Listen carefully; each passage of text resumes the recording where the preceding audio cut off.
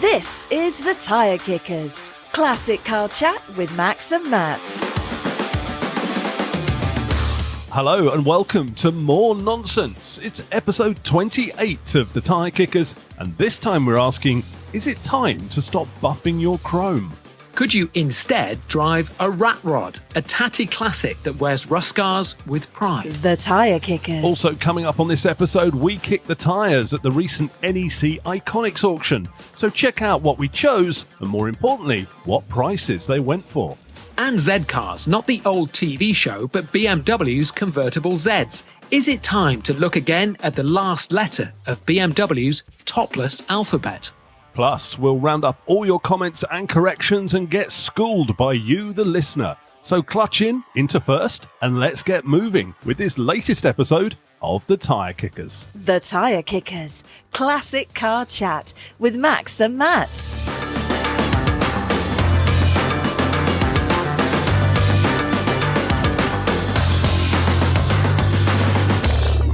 Matthew. Yes, sir. I like polishing cars. In fact, I think it's the best way of getting to know all the nooks and crannies and rust spots and flaking paint of your classic car. But I also love a good rat rod, in particular tatty VW Beetles and proper farm spec series Land Rovers. So glance at your screen now and fest on the patinated glory of this. Ugh. What do you mean, ugh? It looks like a car that's been in an acid bath, and the acid bath has won. Let me describe what I'm seeing, because it's not good to my eyes. I'm looking at a 1957 Beetle, which has been sanded down, and rust has then attacked the bare metal. It's got a door which doesn't match, a patch obviously welded on into the bonnet, unusual for a Beetle, dented bumpers, tatty interior, bits of green paint peeking through from under the rust. Max, it's awful. It's tatty. This is one of these rat rod things, isn't it? And I'm not keen. It just looks a mess. Pity, because I absolutely love it. Now, the term rat rod loosely refers to cars that are the opposite of shiny show cars or high-priced classics, trailered to Concord shows that never see any dirt, like those Pebble Beach shows where not a speck of dirt is allowed on the car. Boring. Now, I love a well-used commercial vehicle too.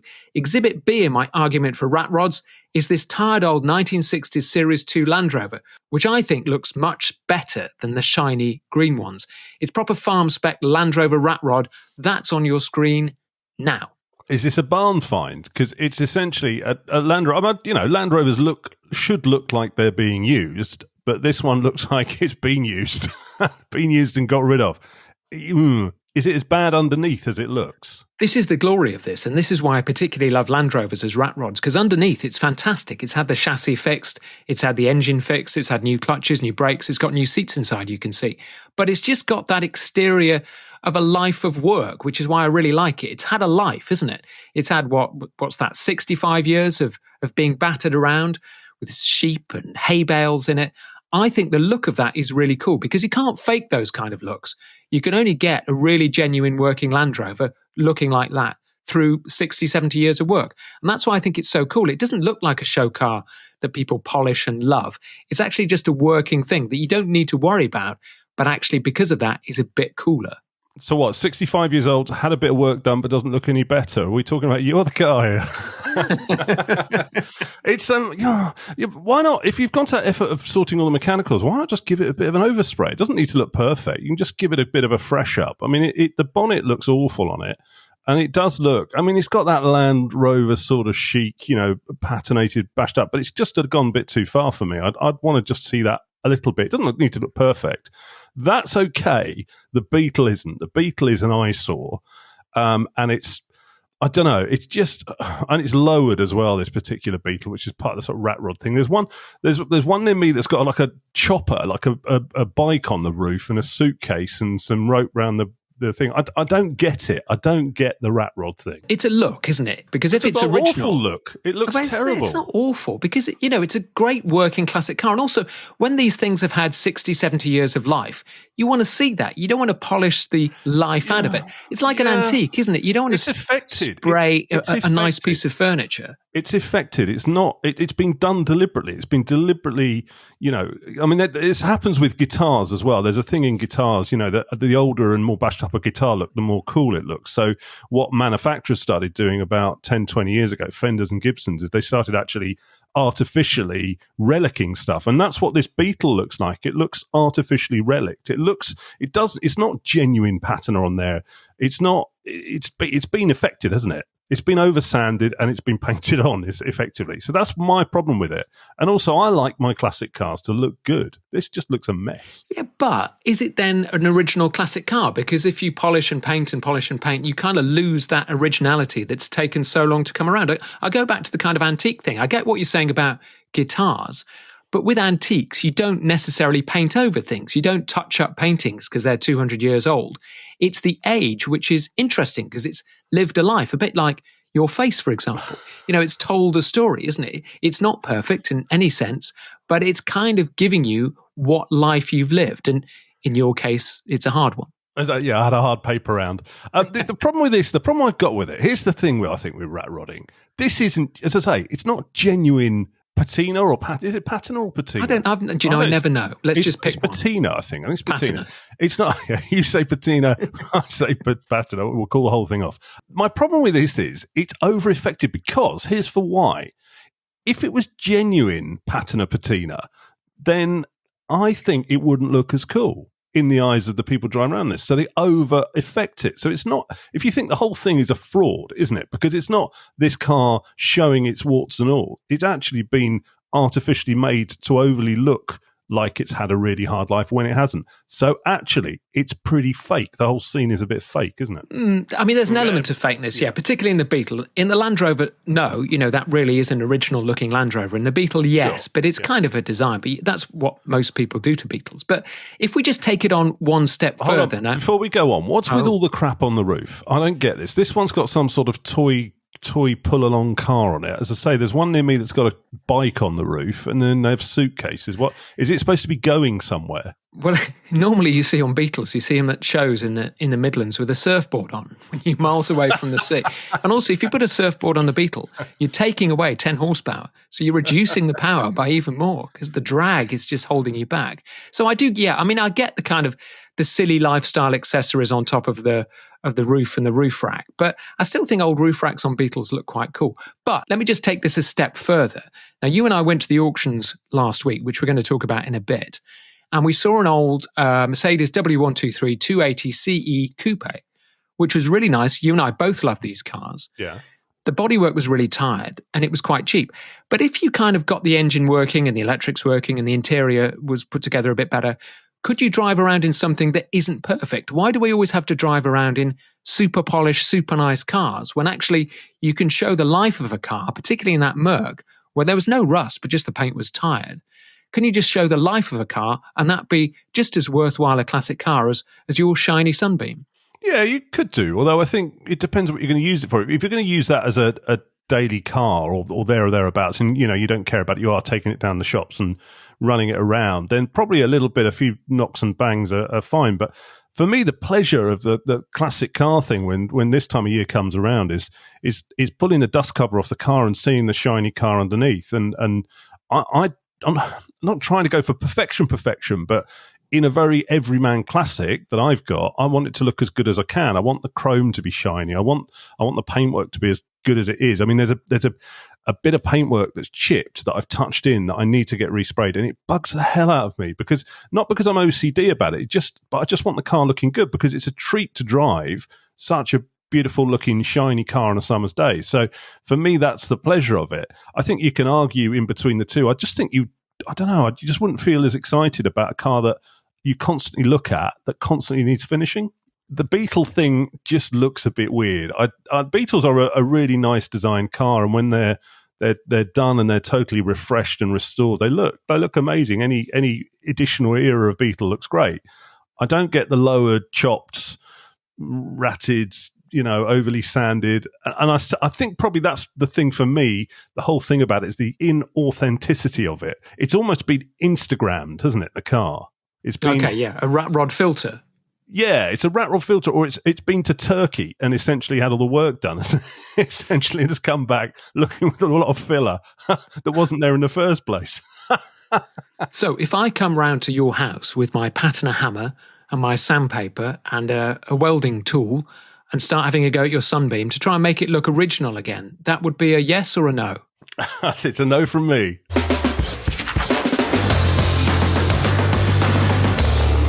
Okay, it's episode 28, still to come, your comments and corrections. But first, you may have heard our Practical and Classics Restoration Show bonus special that we did at the NEC. If not, check it out. Go down the list of podcasts and find it there. You'll hear us touring the stands and checking out the classics, and mainly Max arguing. No change there. And also, we kicked some tyres at the Iconics auction, which was spread over the Saturday and the Sunday of the show. So lots and lots of lots. We'll get to those in a minute because we picked a few of our favourite cars, gave them a good going over, and we'll check what prices they got. First, though, we spoke to Nick Whale up at the NEC. He's the chairman of Iconics Auctioneers, and we wanted to talk to him about the state of the classic car market. Now, the word that Max and I use, and have been using over past episodes, to describe the market at the moment is flat. Nick, though, disagree. Well, I don't think it's flat necessarily. I think what it is prices are just back a bit. COVID was responsible for a massive upsurge, and you wouldn't have to be a genius to know that what goes up must come down. Prices last year definitely settled down. But what's interesting to me is that as prices settled down, there was a pause in the market where people said, well, is this permanent? Are the prices going to come back, or where are they going to go from here? And I think people have now accepted that prices are 10, 15, maybe a little bit more % back from where they were. But that's what we're in for, because the enthusiasts are still there, but the speculators have gone. Max here was always interested in the bargains and the kooky stuff. What's caught your eye, Max, and what are you asking Well, about? I've seen the TR7 we've just walked past, so I want to walk back and look at that. But this car we're standing next to, for example, it's a 1995 DB7. Now, this is guided between £12,000 and £15,000. Now, for a hand-built Aston Martin, that's really cheap. Well, it is, and that ilk of car and that period of car is what people are after now, because they are representing great value, and of course people remember them. The thing is, it's always evolving. The average age of car that appeals to people is an evolving thing as the population ages. Our key buying audience is definitely going to remember a mid-90s Aston. So modern classics are hot, aren't they, at the moment? Yeah, I think cars 80s, 90s, 2000s, early 2000s, is where it's at. Having said that, cars from the 60s and 70s that are struggling a bit, they do represent good value. I mean, the appeal of something like an MGB is always good. I think it's going to be, we differ on this, but I think an MGB will always be an internal appeal. Well, we're actually going to differ in front of you, Nick, because I think the MGA is the one to get really good value at the moment, because the kind of demographic of people who used to buy that has fallen off. So MGAs are fantastic value at the moment. They are fantastic value, and one of the reasons for that is if you stop the average man in the street and say, what's that, and show them a picture of an MGA, they wouldn't know what it was. Well, they'd say it's a classic car, actually, wouldn't they? Yeah. I remember Chris Evans only a couple of years ago on his radio show, and an MGA came up and he didn't know what it was. He didn't know what it was, and he's a classic car enthusiast. Because an MGA is quite... MGB everybody knows, but an MGA is quite unusual. So that's a good buy, isn't it? So probably MGA, MGBs are probably quite good buys at the moment, right? Yeah, they're kind of mainstream, if you know what I mean, the Bs in particular. But, the prices have softened a bit on them. The prices have softened. You get a nice B now for sub 10k, whereas you wouldn't have done before. But MGAs, going back to your point, I think are the better car, actually. They were certainly better built, in my opinion, because it wasn't British Leyland then. The cars from that ilk are value for money. Because I do notice the prices of XK Jags is getting quite cheap, isn't it? Yeah. XK 120s, 140s. They used to be stratospheric, and now, like you said, for the same reason, they're relatively good value. Yeah, blind demand, and there isn't the demand. So you guys are the experts. What's caught your eye in terms of what do you think is going to do well? Pick a couple of cars. Obviously, there's this 95 DB7. You think, is there anything else? Is it modern classics? Yeah, I think it's modern classics. There's a very nice mid-90s 993 Carrera in here, which has done a lot of miles. It's done 125,000 miles, but it's got a lovely service history, and Porsche stand mileage very well, as we all know. I think that will do well. It's a rare car. I think the other thing that will stand out here is the quality. Some of the cars, the quality that we've got, they might not be expensive cars, but the quality of them is high. The provenance, the history files. There's some really great cars with good histories here, and that for me is as important as something that is good value. So that was Nick Whale from Iconics. Now, the 1997 Aston Martin DB7 that we were standing next to was guided for 12 to 15,000. That sold for... Just looking it up, 10,687, Max, including a premium. So it's interesting what you said about the market. Investors seem to have left the building, perhaps. Yes, goodbye and good riddance. I mean, the investors always tend to ruin the classic car market for us enthusiasts because they come in, inflate the prices, and everything gets dragged up. And it's happened, 4 or 5 times since I've got into classic cars over the last sort of 40 years. It's like double-edged sword, though, because the bad news is that the money we spend on cars will probably never get back. I think, particularly in the past few years, you've always kind of thought, well, if I do an engine, if I do some paintwork, I'll get it back in the increased value. I don't think that's the case now.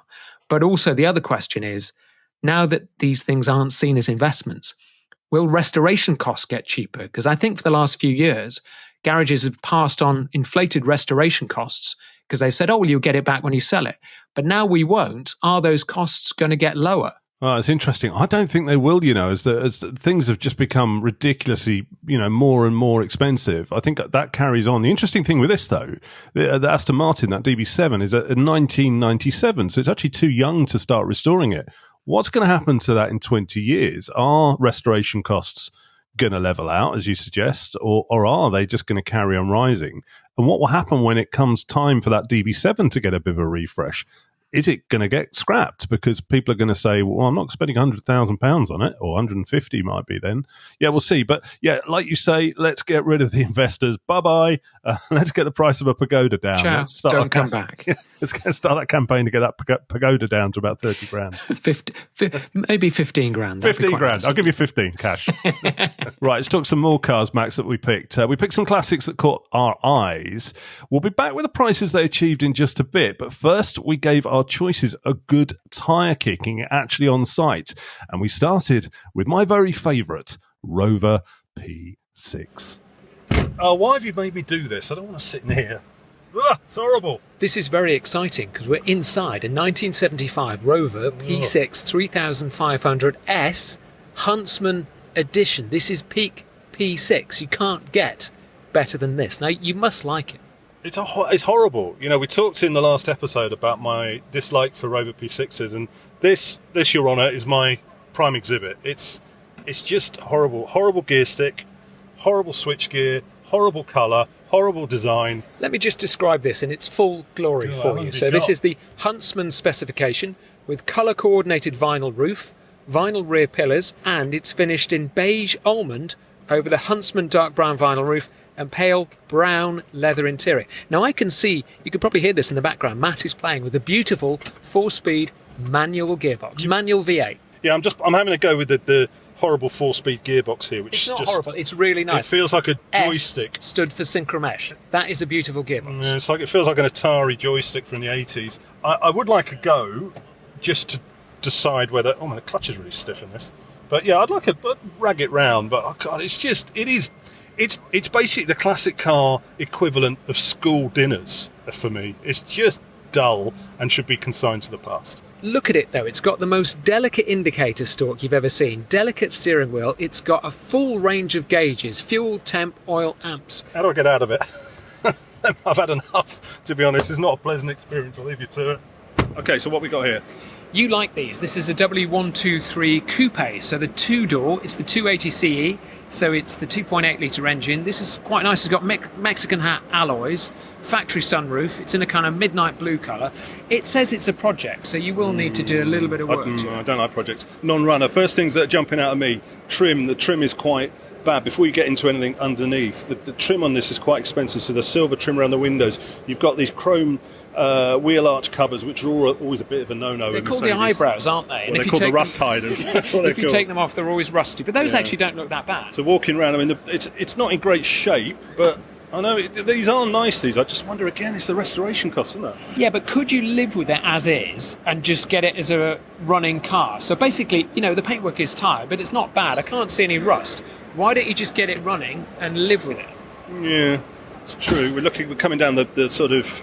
All the panels are straight. There's no rust in the kind of front wings where they always go. The panel gaps are nice. Chrome is all right, actually, because the chrome's really expensive to get redone. Yeah, it just is the paintwork. The bonnet doesn't fit quite right. It doesn't look like it's been massively loved. Do you want to get in and see what the interior is like? I don't know whether I do, because it looks a little bit musty, but hang on. It looks like it's been sat somewhere for a while. Doesn't it? Yeah, it's nice. Yeah, that's damning with faint praise. Actually, no, it's not that nice, is it? But, I've just seen the tax disc. June 02. maybe we'll leave this one. Yeah, not a good sign. Let's just walk away. We found a Daimler Sovereign 4.2 litre 1977 one. This is a bit of a 10-foot away car, this one, isn't it? Yeah, it looked nice from a distance. As we get closer up, not so nice. Yeah. But two things about this. It's got the 4.2 engine, so it's a lot better than the V12. And also it's the Daimler, so a lot rarer than the Jaguar. Yeah, just you need a bumper on the back. That seems to be missing. Missing a bumper. And it's got the sunroof, which is not great. It's got a nasty knock on the back. Be quite expensive. Webasto sunroof, it probably leaks. It doesn't look very loved. And I think coming around to the interior here, if you want to open that up, Max, I think it looks like a Labrador's been in here. I've spotted some rust in the cells. It's bad. It's quite musty smelling. It's not... Oh dear. That smells like a car that's been laid up for a while. But That is guided between 6 and 8,000. Now, the problem with these, again, is the bodywork is really expensive to fix. The 4.2 engine is better, but you've probably got better examples out there for a little bit more money. yeah, I mean, I'm seeing one locally for like 18 grand in perfect condition. I think I'd rather go for that. Right, onwards and forwards. Now, Max, what do you call a group of DSs? Because we've got two next to each other here. DSSSSSs. Where'd you put the apostrophe there? I think DSS is something else. But, okay, so we've got like a poverty spec one and a top one, a Palace. Both from 1970. The Palace is guided between 16 and 20, and that's in like a burgundy red. And then this white one, which is the sort of D special, it's a left hooker, is estimated between 10 and 12. What's your initial thoughts on these two? Well, you've got two choices here, haven't you? You can go for the base D Special, which is 10,000 to 12,000 guided. It's got actually the rear slats in the rear window. Or if we just walk over here, this would be my choice. Oh, hold on, the nerd detector's gone off. They're after you. Oh, you're right, they've switched it off. Carry on. Or we could head over to this one, which is the DS21 Palace IE. So this is top spec. You can tell the top spec by looking inside. What are those seats made of? It's only velour. And actually, they do look nice, don't they? Actually, they're both left hookers, these, actually. Yeah. Well, that looks nice, though. Red velour with a red exterior and a silver roof. You've driven one. Lovely. Yeah, you've driven one of these, haven't you? What's it like? They are. They're very relaxed. I mean, it's relaxed progress, but they're very comfortable. And you know when you're driving it that you just look cool. It just looks a great looking car. And they're not that complicated. The engines are a bit slow, but they're relatively straightforward.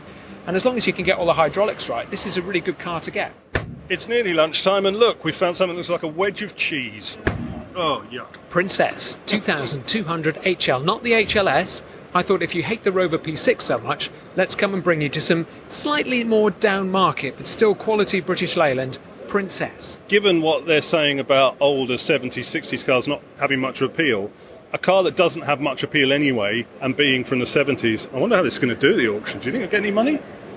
What's it guided for? You got the Let's have a look on the windscreen here, coming around here. It's guided for 8 to 10. 8 to 10? because it's a classic wedge. It's the 2.2 with 60,000 miles. Do you get another car with it for 8 to 10? You get a great piece of Harris Mann design. I think so. It's got the single headlamps, not the twin headlamps. It's in a kind of maroon colour. It's got the twin... Oh, it's got twin wing mirrors. That means it was the relatively top spec velour interior. It's an automatic, which isn't great. I tell you what, though, sit in the back. That's one of the most comfortable cars of all time. Does it remind you of your childhood holidays?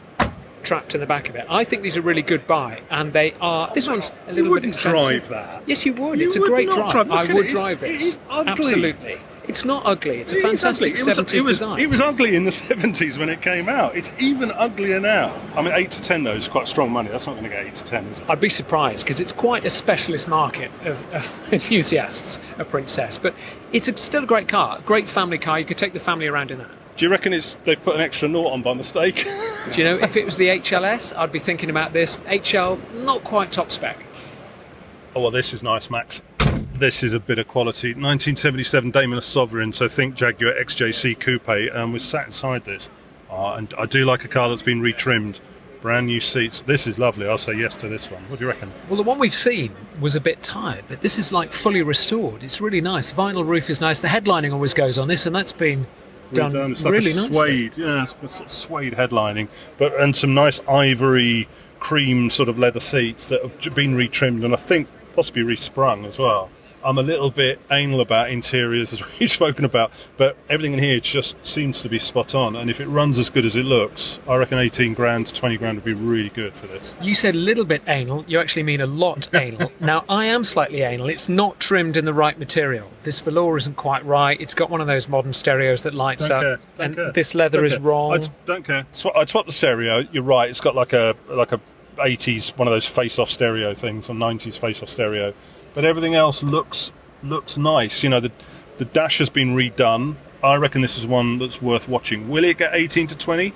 Or is it going to fall into that trap of being a 70s car and nobody wants it? But the coupe is the one to have, I think, isn't it? Definitely. And also, somebody has spent probably 30 to 40,000 getting this car up to this standard. And then they're going to be getting, 15 to 18,000 for it maybe? It's not particularly great investment, but what a lovely car, because it's been painted outside. Yeah, definitely one to watch. I'm interested in this one. I'm going to do this modern classic quickly before you run away, but I think these are dirt cheap for what they are. This is a 2002 Alfa Romeo Spider, so it's the two-door Spider convertible. This one's in silver, got the Momo red leather interior. This has also got the 3-litre V6 engine in it, the Busso V6. Really good engine. Okay, the looks are a little bit... Do you really like it or not? It's not you say that, actually. Car. Well, I think they're dating all right. You know, when they first came out and replaced the sort of iconic 60s-looking Spider, I didn't like them. But I think they've dated quite well. And then now, I'd like this as a sort of a weekend car. Not expensive either. This one's got a full service history, 42,000 miles, bodywork's really tidy, interior's lovely. I think as a cheap convertible, this is really worth a look. Yeah, that interior is nice. Classic Italian sort of ribbed leather in red with the red trim and door cards and stuff. We've not popped a bonnet on one of these cars yet, have we? Let's that's an Italian one. Let's see if you can find where the bonnet release is, Max. No. It'll be inside somewhere, I reckon. It won't be logical because it's an Italian car. So they've got really sort of fiddly door handles, these. Having a look. And the footwell, passenger footwell, no. So look in the driver's side. Italian cars are notoriously difficult to find the bonnet release on. Why have they hidden that? Oh, unless it's somewhere weird, like by the seats or something. No. Bear with. Max is now like crawling around the driver footwell to try and find it. Oh. That's the steering wheel. That's the steering wheel. Yeah, it's not going too well. I think we might just have to imagine what that engine looks like. You know what we're going to have to do, aren't we? We're going to have to read the instructions in the handbook. Stuff that. Well, while we try and work out how to open the bonnet on this Alfa Spider, let's go back to the studio and talk about the results. And the Alfa Spider bonnet release catch location is... It's next to the steering wheel release, so I was warm, but it's lower down on the steering column in a recessed black hole. Now, in order to find that, I had to actually watch a YouTube video to work that out. Of course it is. Yeah, like we said, Italian cars. It's never logical. Well, yeah, that's good. That's good to know.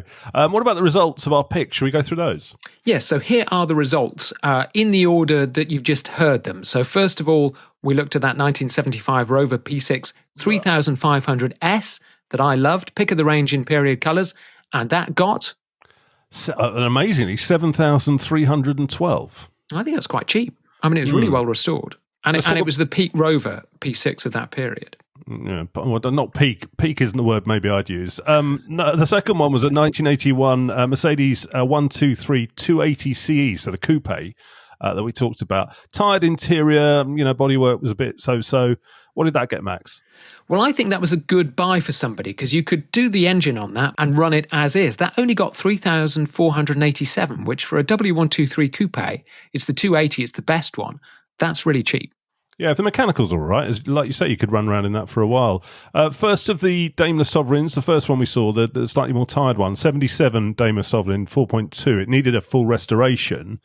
That probably, what do we reckon that got? About 5, 6, something like that? I was thinking it was going to go a lot lower, actually. It got 6,750. So either we were a bit wrong thinking it needed a full restoration, but then when we opened the door, do you remember seeing the rot all along the sills? I think that went for quite a lot of money because they are very, very expensive to restore. And as we'll see later on, when you do restore them, they're not worth a huge amount. Okay, what about the pair of goddesses, the pair of DSs we saw? Talk about those. So there were two of them. We saw a 1970 Citroen D Special, which was the base spec, but it was still a really nice car, really nice DS.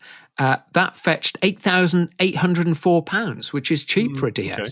Yeah, what about that Palace with red velour? What did that get, about 10? No, that was more. The Palace is quite sought after, the top spec. That had a really nice interior to it. Yeah. £18,000, which I think that's about right for that, to be honest.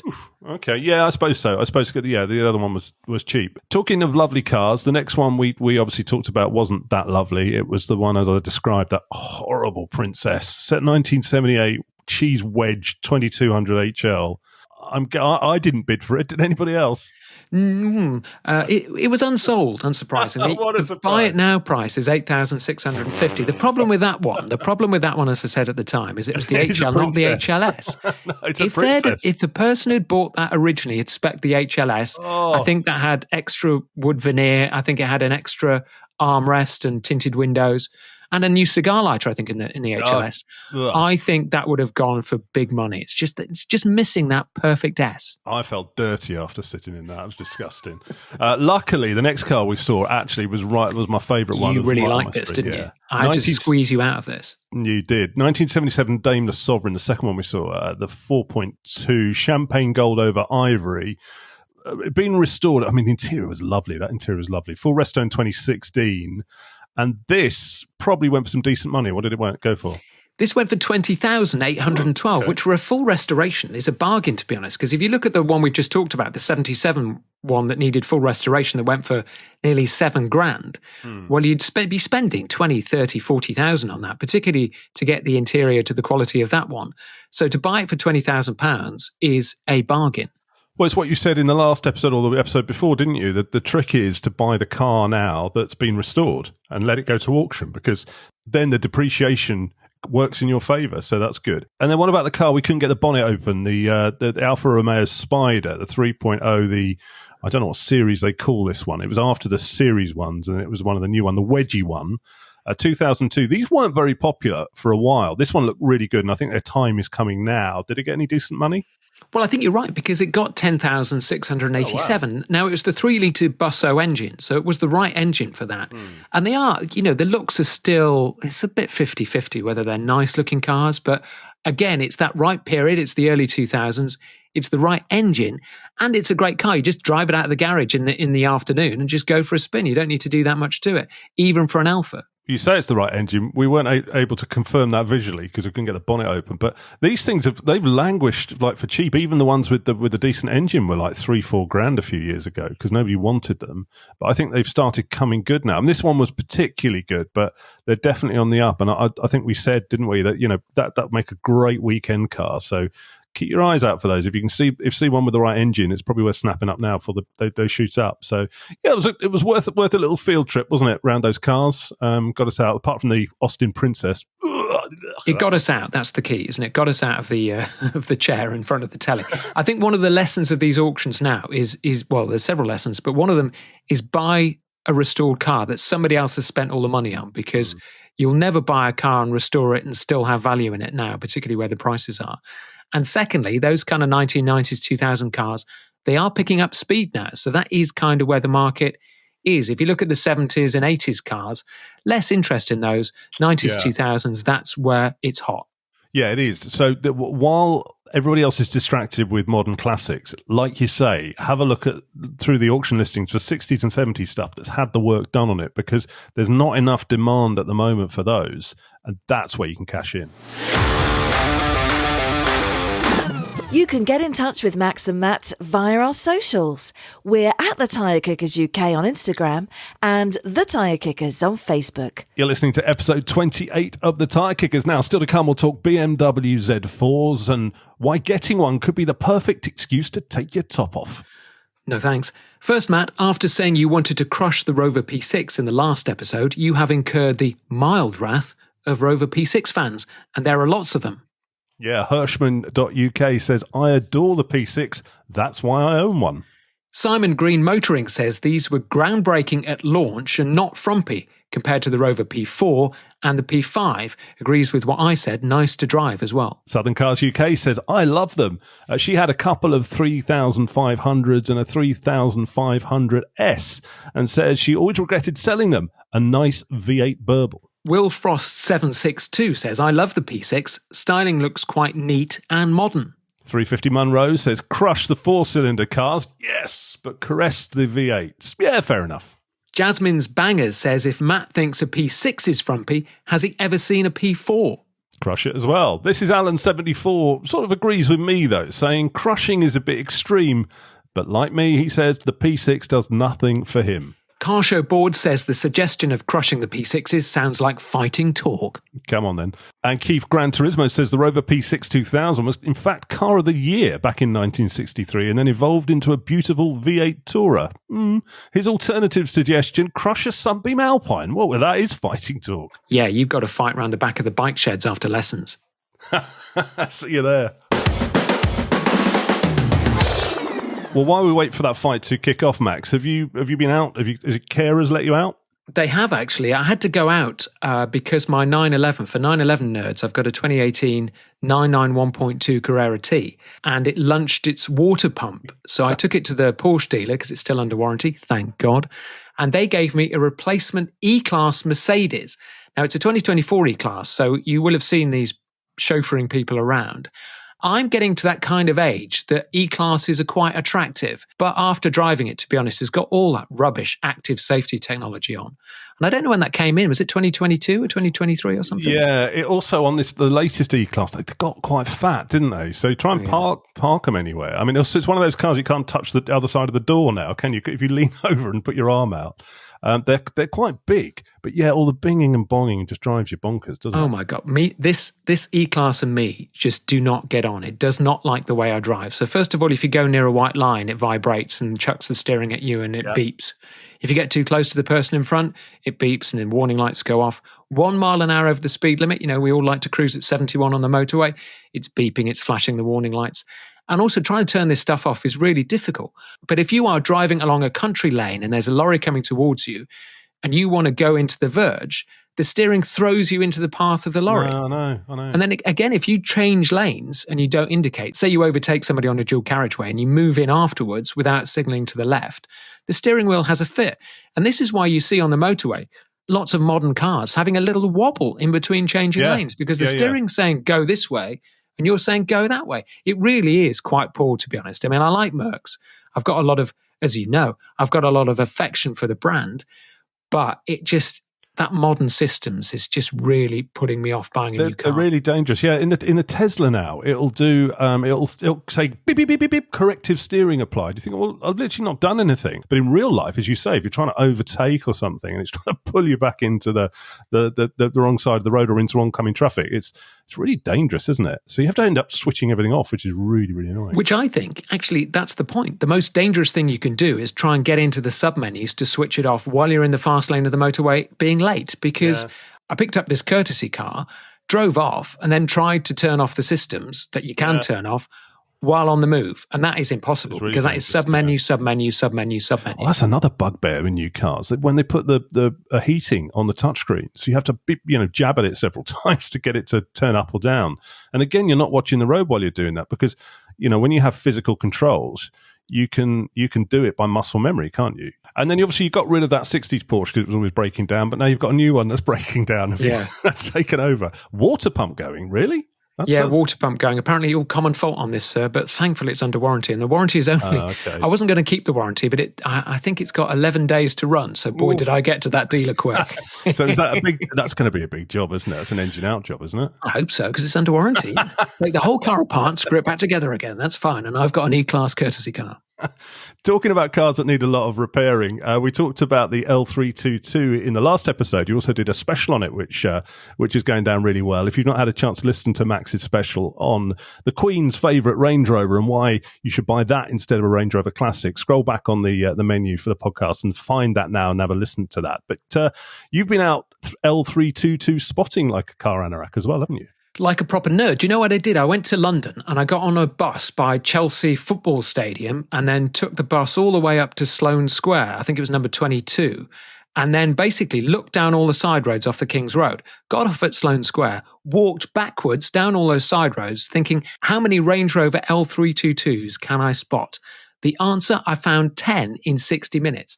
They're still really, really popular around London as that kind of go-to Chelsea tractor. And I was amazed, to be honest, because I've always spotted 2 or 3 in London and thinking, that's interesting, they're still going.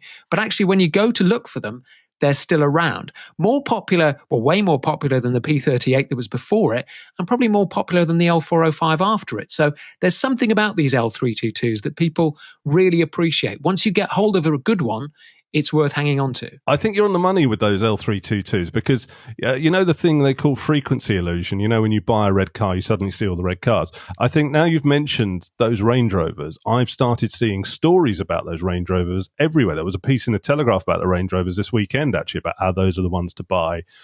There's been loads of YouTube videos on it. And every time I sort of open my iPad, I'm seeing more stories. Either you're bang on the money and you've started a trend, or you've just jumped on the bandwagon after reading everybody else talking about them. It's unlikely that I start a trend, isn't it? Because otherwise Austin Princesses will be really popular around London, but they're not. So yeah, I think if you want to listen to Max's bonus episode, scroll back and have a listen to that. It's really interesting. Now, we also talked about engine swaps in the last show. The question from Matt is, would swapping an old engine out for a new, more efficient one ever be a good thing to do?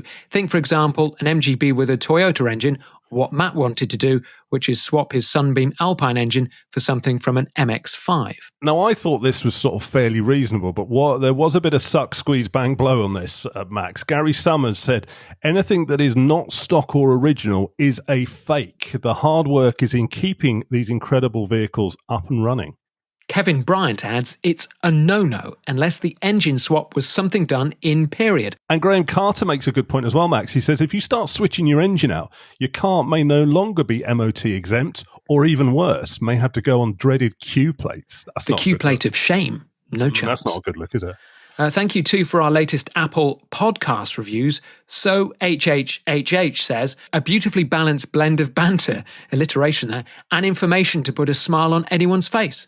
And Peter Feet 10 says, really nicely done. Great chat. And they know their mechanicals. Yeah, thank you for those. And if you can add some nice words as well, please do. You'll find the review under the listing for the show on Apple Podcasts. And I know we bang on about it, but great reviews do help us get seen, and it tricks the people at Apple into putting us above those higher performing Smith and Sniff podcasts. We want to get above them, basically. Also, if you listen to this show on Spotify, as most of you do, please give us 5 stars there. And that also tricks the Swedes into rating us higher. But thank you for all the comments and kind words. We're knocking on the door now of around 20,000 downloads, and that's in just 1 year. Oh, wait, that's good. It's good. Thank you very much to all of you for listening and for getting involved. We do love the interaction and banter, and the more we can get you involved and the more we can get you involved in the show, the more we can do. So thank you so much for getting in touch. You can get in touch with Max and Matt via our socials. We're at the Tyre Kickers UK on Instagram and the Tyre Kickers on Facebook. You're listening to the Tyre Kickers. It's episode 28, and with the sun coming out and us at the auctions, we both stopped at the BMW Z4. It is convertible time. Now, I think these are a bit forgotten and overlooked, Max, when you can get a BMW engine and a 2-seater convertible body for 3, 4, 5, 6, 7,000. Yes, but stop. First, let's look at the whole BMW Z-car range, because it's quite interesting. Okay. Sadly, the funky Z1s with the doors that drop into the bodywork are a bit expensive, and I think they're only left-hand drive only. Here's one for sale. The bad news is it's over 40,000. The good news is these Z1s, they really look quite futuristic even now. The front and the nose is really good looking car. Slightly less looking at the back. It looks a bit like a kit car. But these Z1s are great. I was going to say kit car. It looks like a kit car from the front as well. I still really like them, but they're way too expensive. I mean, 40 odd grand, that's huge. That's a huge amount of money. Crush it. Too expensive. Oh, no, don't start. Actually, save that one. We'll come back to that. Now, so moving on, Z2, they didn't make one. It was too lucrative to churn out X3s and X5s instead. So obviously, we went into that sort of phase, didn't we? What came next, though, was the shape of the Z3. Now, it's quite cheap to own now, and a favourite for kit cars, actually, as a base. Here's a nice blue Z3 from the year 2000. Now, I've been to the year 2000, and they're all like underwater. But this one's not underwater. It's a blue Z3 E36, what is it, 1.8, so 1800cc, black vinyl roof, nice blue body. These are a bit Marmite, these cars, weren't they? They kind of were were they dubbed sort of shark nosed but not in a nice way, and they were sort of, I don't know, not really that well loved at the time. There's a bit of love for them now, but maybe not as much as the Z4. I think at the time they were really slow. And I remember driving one of these in a test drive, and I thought, right, it's a nice looking car. It's a BMW rear wheel drive. I bet this thing is going to get its tail out at every opportunity. So I went round a few roundabouts a few times, could not unstick the back at all. The reason, because it's so underpowered. That 1.8 was a really weedy engine. It just didn't suit a sports car. It was kind of underwhelming. And really, the 4-cylinder Z3s aren't great. They're good for if you want a bit of sun on the cheap. But actually, if you want something that drives a bit better, you've got to go for the 6 cylinders, the 2.8 or the later 3 litres. That's when you do get a proper sports car. But I still think a Z3 is quite a good buy if you want something cheap and easy. They're not particularly great. They do wobble a lot when they're driving. And I think they've got a bit of a reputation for rust as well. Yeah, I was thinking about rust while you were talking, and so I'll let you witter on, and I was Googling it while you were talking, and it says BMW... At least you were listening, or did you just wait for the moment the silence came along? Well, no, I just thought AI overview on Google's a bit more informative than you. It's probably a bit more factually correct. But look at that. You both agree. Yeah, BMW Z3s are known for rust issues, particularly around the sills and jacking points. And I think they did have a problem. The outer sills are non-structural and bolt-on, but they can hide underlying structural sill issues. Yeah, I think it was a mix of things. You say underpowered, the looks were a little bit Marmite, and then a bit of rust. It didn't bode well. But then the Z4 came along, didn't it? Yeah, so we're kind of back where we started. Here's a nice BMW Z4 that you can look at. It's a 2.5 manual, Max, 2007. What do you reckon to that one? Yeah, I think this is really nice. First of all, it's the 2.5, which is a decent engine. Secondly, these Z4s were galvanized, so you don't get much rust on them as a second-hand buy. And thirdly, you get that flame surfacing styling, which is pretty controversial when it came out. I think it's starting to look quite nice, actually. It's a good proportion. Yeah, I think so. I think when you toggle between the Z3 and the Z4 just looks a more considered car, doesn't it? It looks a more considered car design. And as you say, it's dated really well now. And I think these are the sort of perfect package. And it's why it caught our interest at the show, wasn't it? Because I think they're good value. I think if we'll throw up some on Auto Trader in a minute, have a look at some prices. But I think the design evolved really nicely.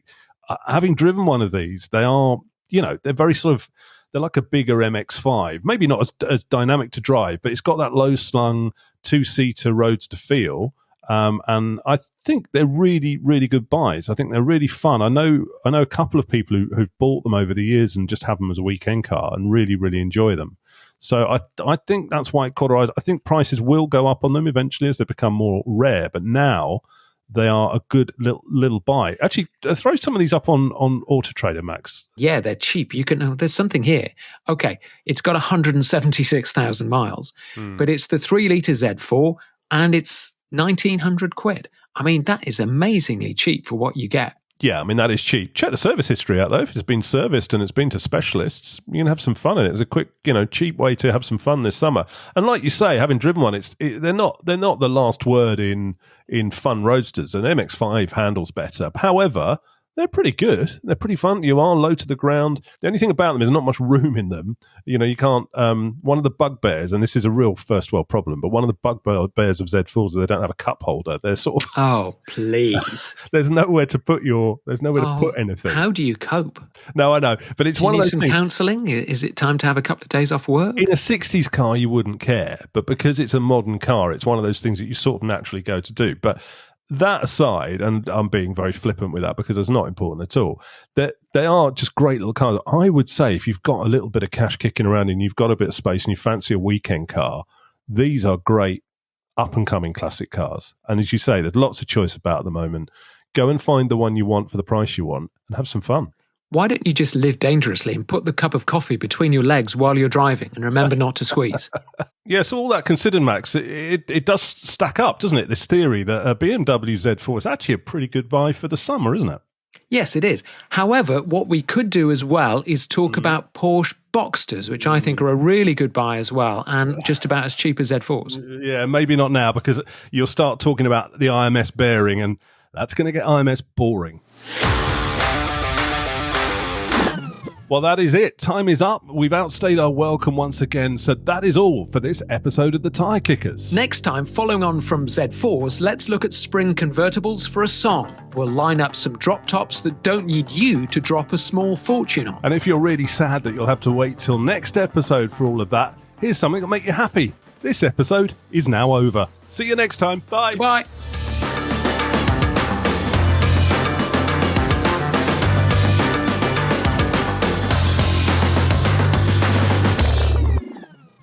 Lovely. All right. Yeah, that was good for rehearsal. Shall I press record now? Oh, please don't. Okay.